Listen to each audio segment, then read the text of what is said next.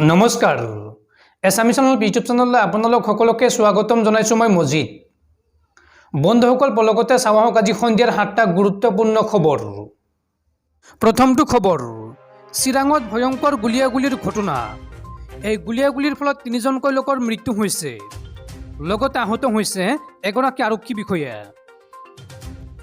চিৰাং জিলাৰ ভাৰত ভূটান সীমান্তত আৰক্ষী আৰু দুৰ্বৃত্তৰ মাজত গুলিয়াগুলি ৰুণিখাতা থানাৰ অন্তৰ্গত চিদাগুৰিত দুৰ্বৃত্তৰ সৈতে গুলিয়াগুলি আৰক্ষীৰ গুলীচালনাত নিহত হৈছে দুজন অস্ত্ৰধাৰী যুৱক আহত হৈছে চিৰাং জিলাৰ অতিৰিক্ত আৰক্ষী অধীক্ষক প্ৰকাশ মেধি ঘটনাস্থলীত উদ্ধাৰ হৈছে দুটা পিস্তলকে ধৰি বিভিন্ন সামগ্ৰী আনহাতে চিৰাঙৰ ধালিগাঁও থানাৰ অন্তৰ্গত খামাৰপাৰাতো সংঘটিত হয় আন এক গুলীচালনাৰ ঘটনা দুৰ্বৃত্তৰ গুলীত নিহত হয় এজন যুৱক বাইকত অহা দুৰ্বৃত্তই গুলিয়াই থৈ গ'ল ৰাজা বড়ো নামৰ যুৱকজনক ফলত থিতাতে নিহত হয় যুৱকজন পৰৱৰ্তী খবৰ ব্ৰহ্মপুত্ৰৰ বুকুত পুনৰ অঘটন ফেৰীৰ পৰা নদীত জঁপিয়ালে এগৰাকী লোকে ব্ৰহ্মপুত্ৰত পুনৰ অঘটন নদীত জঁপিয়ালে এজনে মাজুলীৰ পাৰত সংঘটিত হৈছে এই ঘটনা অৱশ্যে কোনোমতে প্ৰাণ ৰক্ষা পৰে লোকগৰাকীৰ ঘটনা সন্দৰ্ভত জানিব পৰা অনুসৰি নিমাতী ঘাটৰ পৰা কমলাবাৰী অভিমুখী আহি থকা এখন ফেৰীৰ পৰা জঁপিয়াই দিয়ে ব্যক্তিগৰাকীয়ে পুৱা প্ৰায় 9:30 নিমাতী ঘাটৰ পৰা RPL দীঘাৰু নামৰ ফেৰীখনৰ আহি থাকোঁতেই ফেৰীৰ পৰা জঁপিয়াই দিয়ে লোকগৰাকীয়ে লগে লগে হোৱা ধোৱা লাগি যায় সকলোফালে কিন্তু আভ্যন্তৰীণ জল পৰিবহণ বিভাগৰ তৎপৰতাত সৌভাগ্যক্ৰমে যাত্ৰীজনক জীৱন্ত উদ্ধাৰ কৰিবলৈ সক্ষম হয় বৰ্তমানে লোকগৰাকী প্ৰাথমিক চিকিৎসা প্ৰদান কৰা হৈছে আভ্যন্তৰীণ জল পৰিবহণ বিভাগৰ পৰা জানিবলৈ দিয়া অনুসৰি লোকগৰাকীৰ ঘৰ মাজুলীৰ গড়মূৰত পৰৱৰ্তী খবৰ বঙাইগাঁৱৰ সৃজন গ্ৰামত ভয়ংকৰ ঘটনা নিৰ্মীয়মান দলঙৰ পৰা আইনৰ বুকুত পৰিল এখন বাহন আৰু এই ঘটনাৰ ফলত এগৰাকী সাংবাদিকসহ মুঠ দুজন লোকৰ মৃত্যু হৈছে সমগ্ৰ ঘটনা ৰহস্যৰ আৱৰ্তত বঙাইগাঁৱৰ সৃজন গ্ৰামত চাঞ্চল্যকৰ ঘটনা আইনৰ বুকুত সাংবাদিক আব্দুল লতিফৰ মৃতদেহ উদ্ধাৰ খামাৰপাৰাৰ দীপাংকৰ ৰায় নামৰ যুৱকজনৰো মৃতদেহ উদ্ধাৰ নৈৰ বুকুত উদ্ধাৰ হৈছিল সাংবাদিকৰ বাহনৰ ভিতৰত উদ্ধাৰ হৈছিল আব্দুল লতিফ আৰু দীপাংকৰৰ মৃতদেহ নিশা সৃজন গ্ৰামত অনুষ্ঠিত হৈছিল এটা ছেটেলাইট চেনেলৰ বহাগ বিহুৰ অনুষ্ঠান আইনৰ নিৰ্মীয়মান দলঙৰ পৰা আইনত বাহন নমাই দিয়াৰ সন্দেহ কি পৰিস্থিতিত কেনেকৈ ঘটনাটো সংঘটিত হ'ল সেয়া বৰ্তমান সময়ত ৰহস্যৰ আৱৰ্তত এয়া হত্যা নে আত্মহত্যা নে দুৰ্ঘটনা সেয়াও ৰহস্যজনক মৃত আব্দুল লতিফ প্ৰাক্তন আছু নেতাও আছিল বন্ধুসকল তাৰপিছৰ 4 নম্বৰ খবৰটো জনোৱাৰ আগতে আপোনালৈ এটা সৰু ৰিকুৱেষ্ট যদি এতিয়ালৈকে এইটো ভিডিঅ'ত লাইক কৰা নাই তেন্তে প্লিজ এটা লাইক কৰি দিয়ক আৰু এনেকুৱা ধৰণৰ নতুন নতুন ভিডিঅ' পাবলৈ চেনেলটো ছাবস্ক্ৰাইব কৰি কাষত থকা বেল আইকনটো প্ৰেছ কৰি ৰাখক পৰৱৰ্তী খবৰ ধীৰ গতিত মাৰিছে ৰামটাঙোন একে লেঠাৰিয়ে 15 সংখ্যক দিনতো বৃদ্ধি পালে পেট্ৰল ডিজেলৰ মূল্য তেল কোম্পানীসমূহে সাধাৰণ জনতাক লাহে লাহে দিছে মাধুমাৰ ধীৰ গতিত মাৰিছে ৰামটাঙোন কিয়নো একে লেঠাৰিয়ে 15 সংখ্যক দিনতো বৃদ্ধি পাইছে পেট্ৰল আৰু ডিজেলৰ মূল্য একেলগে একেবাৰতে মূল্য বৃদ্ধিৰ সলনি প্ৰায় প্ৰতিদিনেই বৃদ্ধি কৰাই গৈ আছে তেলৰ মূল্য দেশৰ 5 ৰাজ্যৰ বিধানসভা নিৰ্বাচনৰ কেইটামান দিনৰ পাছৰ পৰা বৃদ্ধি পাবলৈ ধৰিছে তেলৰ মূল্য প্ৰায় প্ৰতিদিনে 80 পইচা মানকৈ বৃদ্ধি কৰাই বিগত 15টা দিনত পেট্ৰলৰ মূল্য বৃদ্ধি পাইছে 9 টকা 20 পইচালৈ 22 মাৰ্চৰ পৰা আৰম্ভ হৈছিল মূল্য বৃদ্ধিৰ সোঁত বিগত 2টা সপ্তাহত 13 বাৰকৈ বৃদ্ধি পাইছে মূল্য আজি 5 এপ্ৰিল তাৰিখে পুৱা 6 বজাত সদৰি কৰা অনুসৰি পেট্ৰল আৰু ডিজেল দুয়োবিধতে বৃদ্ধি পাইছে 80 পইচাকৈ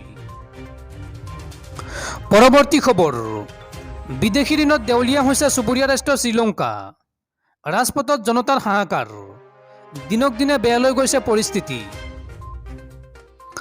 বিদেশী ঋণৰ বোজাত পৰি দেউলীয়া হৈছে চুবুৰীয়া ৰাষ্ট্ৰ শ্ৰীলংকা বিত্তীয় আৰু ৰাজনৈতিক সংকটত বিধ্বস্ত হোৱা ৰাষ্ট্ৰখনত বৰ্তমান খাদ্য ইন্ধন আৰু ঔষধৰ গগনচুম্বী মূল্যৰ বিৰুদ্ধে ৰাজপথলৈ ওলাই আহিছে ৰাইজ সামগ্ৰীৰ মূল্য ইমানেই বৃদ্ধি হৈছে যে দেশখনৰ ৰাজ্যে জীৱন নিৰ্বাহ কৰাটো অসম্ভৱ হৈ পৰিছে ক্ষোভিত জনতাই সোমবাৰে ঘেৰাও কৰিছে প্ৰধানমন্ত্ৰী মহিন্দ্ৰা ৰাজপাক্ষেৰ বাসভৱন একেদৰে ৰাষ্ট্ৰপতি গোটাবায়া ৰাজপক্ষৰ বাসভৱনৰ সন্মুখতো হাজাৰ হাজাৰ মানুহে প্ৰতিবাদ সাব্যস্ত কৰিছে।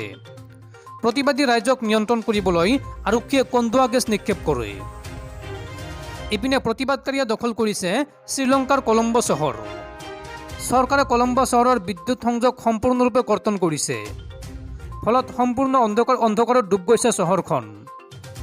দেশখনৰ ৰাজকোষত বৰ্তমান মাত্ৰ $2.1 বিলিয়ন বিদেশী পুঁজি মজুত আছে। প্ৰকৃততে ফৰেক্স সংকট আৰু পৰিষদৰ ভাৰসাম্যৰ সমস্যাৰ ফলত উদ্ভৱ হোৱা অৰ্থনৈতিক পৰিস্থিতিৰ মোকাবিলা কৰিবলৈ অক্ষম হোৱাৰ ফলত শাসকীয় ৰাজপক্ষে পৰিয়ালৰ বিৰুদ্ধে ব্যাপক আন্দোলন আৰম্ভ হৈছে। ৰাইজে ৰাজপথত প্ৰতিবাদ কৰি ৰাষ্ট্ৰপতিৰ পদত্যাগ দাবী কৰিছে। ৰাষ্ট্ৰপতিয়ে জৰুৰীকালীন অৱস্থা ঘোষণা কৰাৰ পিছত প্ৰতিবাদৰ পৰিপ্ৰেক্ষিতত সান্ধ্য আইন জাৰি কৰা হৈছিল। প্ৰতিবাদ তীব্ৰতৰ হোৱাৰ লগে লগে চৰকাৰে দেওবাৰে দেশখনত ছ'চিয়েল মিডিয়া 15 ঘণ্টাৰ বাবে নিষিদ্ধ কৰে। কিন্তু খাদ্য, ঔষধ, ইন্ধন আৰু বিদ্যুতৰ বাবে হাহাকাৰ কৰা ৰাইজে সান্ধ্য আইন অমান্য কৰি ৰাজপথলৈ ওলাই অহাও দেখা গৈছে। পৰৱৰ্তী খবৰ, সোণ ক্ৰয় কৰাৰ পৰিকল্পনা কৰিছে নেকি আপুনি? যদি কৰিছে তেন্তে আপোনাৰ বাবে ভাল খবৰ, কিয়নো পুনৰ হুৰাহুৰে কমিছে সোণৰূপৰ দাম।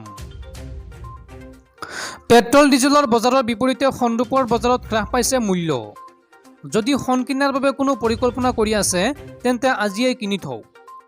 দুবিধ মূল্যৱান ধাতুৰে হ্ৰাস পাইছে মূল্য।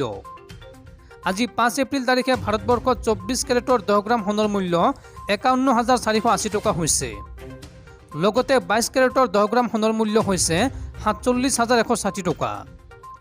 বিগত 24 ঘণ্টাত 24 কেৰেট আৰু 22 কেৰেটৰ দুবিধ সোণতে 160 টকা হ্ৰাস পাইছে।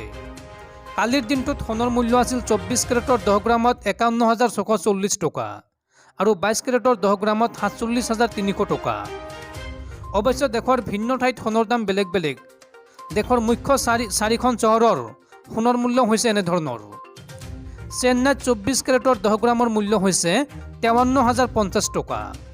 22 কেৰেটৰ 10 গ্ৰামৰ সোণৰ মূল্য হৈছে 48,629 টকা। দিল্লীত 24 কেৰেটৰ 10 গ্ৰাম সোণৰ মূল্য হৈছে 52,140 টকা। 22 কেৰেটৰ 10 গ্ৰাম সোণৰ মূল্য হৈছে 47,800 টকা। কলিকতাত 24 কেৰেটৰ 10 গ্ৰাম সোণৰ মূল্য হৈছে 52,140 টকা আৰু 22 কেৰেটৰ 10 গ্ৰাম সোণৰ মূল্য হৈছে 47,800 টকা। মুম্বাইত 24 কেৰেটৰ 10 গ্ৰাম সোণৰ মূল্য হৈছে 52,140 টকা আৰু 22 কেৰেটৰ 10 গ্ৰাম সোণৰ মূল্য হৈছে 47,800 টকা। পৰৱৰ্তী খবৰ, পুনৰ নিষিদ্ধ ঘোষিত উগ্ৰপন্থী সংগঠন আলফা স্বাধীনৰ প্ৰতি আকৃষ্ট হৈছে ৰাজ্যৰ একাংশ যুৱক যুৱতী। ঘৰত মাতৃক অকলে এৰি আলফা স্বাধীনত যোগদান মৰাণৰ যুৱকৰ। ডিব্ৰুগড় জিলাৰ মৰাণৰ দুজনকৈ যুৱকৰ আলফা স্বাধীনত যোগদান। ধেমেচি হালদিবাৰী গাঁৱৰ বিজু বৰগোহাঁইৰ পাছত আন এজন যুৱকে আলফা স্বাধীনত যোগদান কৰাৰ তথ্য পোহৰলৈ আহিছে। মৰাণৰ বেজপতাৰ গাঁৱৰ প্ৰয়াত লক্ষীপ্ৰসাদ চেতিয়াৰ পুত্ৰ বীৰেন চেতিয়া নামৰ যুৱকজনৰ আলফা স্বাধীনত যোগদান। 2019 চনত আলফা স্বাধীনত যোগদান কৰা বীৰেন চেতিয়া ওৰফে ৰুণ্টু অসম 2020 চনত আৰক্ষী আৰু সেনাবাহিনীৰ হাতত গ্ৰেপ্তাৰ হোৱাৰ পাছত জামিন লাভ কৰি ঘৰতে আছিল।